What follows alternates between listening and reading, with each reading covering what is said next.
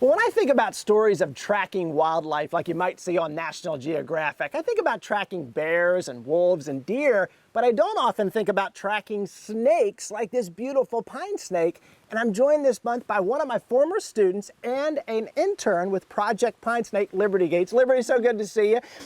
Liberty, you handed this lady to me a little bit ago and you told me it's a pine snake, and at least it's not a venomous snake. But what makes this a pine snake, and why should we care about these beautiful ladies? Yeah, so this is a pine snake. This is a northern pine snake, a very beautiful species of snake. It is native to Georgia, and they can get up to 6 feet long. They're non-venomous constrictors. Okay. And they are really, really cool. They are fossorial snakes, so if we look at her head right here, it's conical shape, so meaning it sort of comes to a point. And she also, at the front of her head, has a scale. It's called a rostral scale, and she uses that scale to sort of push through the dirt, and she'll dig burrows under the ground. Wow. Yeah. So they're staying under the ground how often? Most of the time? Yeah, they do spend a lot of time underground, other than when they want to get out for food or they're moving. But yeah, they spend a lot of time underground. Now, we're going to talk today about tracking snakes. And if a snake like a pine snake spends its time underground, why monitor what they're doing under the ground? Why do that? So yeah, them spending so much time underground does make them hard to find, but they are an important species. Their population numbers right now are very low, and that's due to things like loss of habitat. They do like short leaf and long leaf pine stands. They also like early successional habitat, but they're losing a lot of habitat due to urbanization and forest loss. So she's a species of concern, and you say she responds well to disturbance, early succession. So if I'm a farmer and my property is disturbed because of tilling and things, that could actually be a good thing for these snakes because of that disturbance. Yeah, definitely. That could help them, yeah. So what I think is so cool that we're going to do together now is we're going to get a chance to go out in the woods, and we're going to use radio telemetry to find maybe a pine snake like this. Is that what we're going to do? Yeah, so with Project Pine Snake, which is the study that I'm a part of, we use radio telemetry to track pine snakes and their habitat. We're wanting to get movement data, occupancy data, and population data. We also trap snakes, again, just trying to get data based on them. Okay, well, I can't wait. I want to go out in the field now, out into the woods, see if we can find one of her sisters out there under the ground and track that. This is going to be really a lot of fun, so let's go there next. So we just had a chance to meet a northern pine snake that Liberty showed us. Now we're out in the field and we're going to try to find one, and to do it, I want you to meet somebody that's going to join me today, and that's Brian Hudson. Brian, good to meet you. I would shake your hand, but because of the social distancing thing, I'm sorry for now.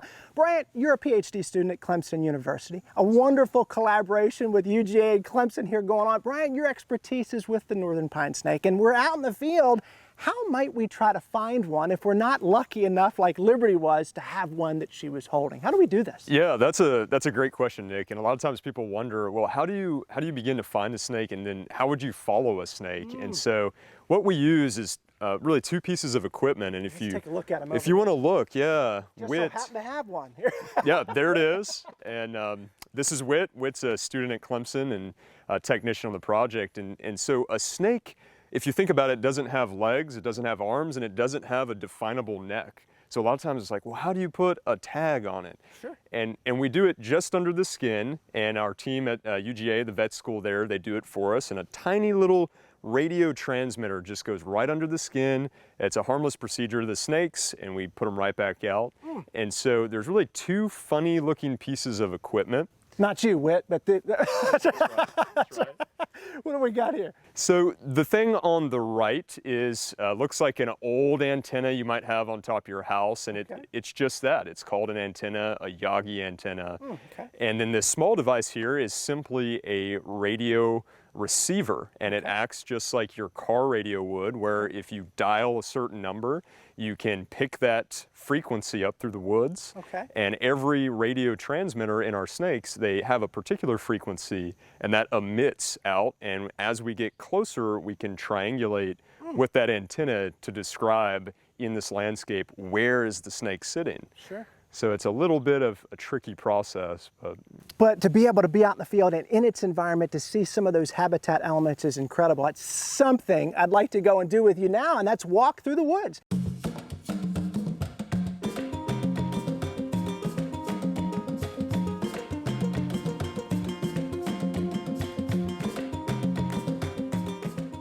Well, after an hour or so walking through the woods and searching for several miles, it felt like a good time together. Brian, we unfortunately didn't find a pine snake with the radio telemetry, but we did walk up on one of these traps that you all have set as part of your project, and you have said as we approached it, there is something inside of it. What do we got in here? Yeah, that's right, Nick. So this is a single funnel box trap, and snakes are really secretive animals in general, and so it's difficult to survey or find them in the woods.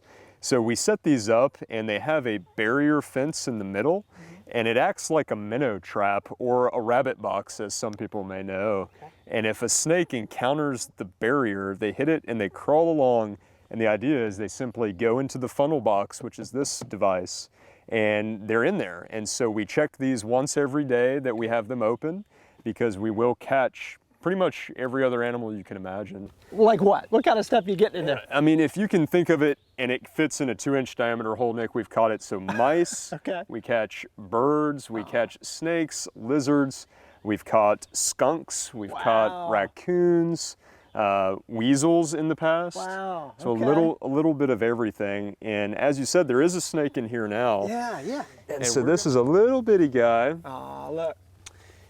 And beautiful. This is a rat snake, little bitty rat snake. Yeah, look at that. I mean, and in the same, we're thinking about corn snakes being a red rat snake. This is a black rat snake, we're thinking, Brian, or what? Yes. Maybe gray, I don't know. We would call this just an eastern rat snake. Okay. Yep. Interesting. So good that we got a chance to find one in here, even though the radio telemetry didn't work out for us. Brian, what I got to do is I wish I could shake your hand, but I got to thank you for today. Thank you so much for spending time with us out here, not only looking at this trap, getting a chance to meet a pine snake and see everything that we did. Folks, y'all know what to do at home. While you're online, looking around at the Ranger Nick videos that are out there, hop on over to the Farm Monitor Facebook page and check out what the guys have got going on there. And until next time, for the Farm Monitor, I'm Ranger Nick, reminding you, as I always do, Brian, that enthusiasm is contagious. So pass it on. Y'all, thanks so much for watching, and we'll see you right back here again next month. See ya.